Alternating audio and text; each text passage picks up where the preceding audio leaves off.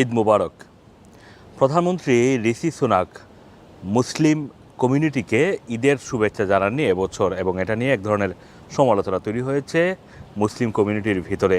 তবে লেবার পার্টির যিনি দলনেতা, যিনি লেবার পার্টিকে আগামী জাতীয় নির্বাচনে নেতৃত্ব দিচ্ছেন, সেই স্যার কিয়ার স্টারমার তিনি মুসলিম কমিউনিটির জন্য ঈদের বার্তা দিয়েছেন।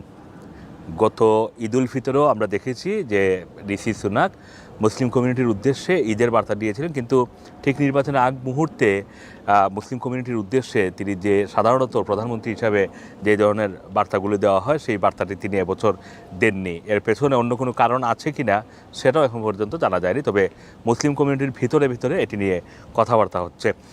স্যার কিয়ার স্টারমার তার ঈদের শুভেচ্ছা জানিয়েছেন এবং তিনি মুসলিম কমিউনিটিকে তিনি তার ঈদের বার্তা দিয়েছেন। মেয়র সাদিক খান দিয়েছেন। এর পাশাপাশি ওয়েলসের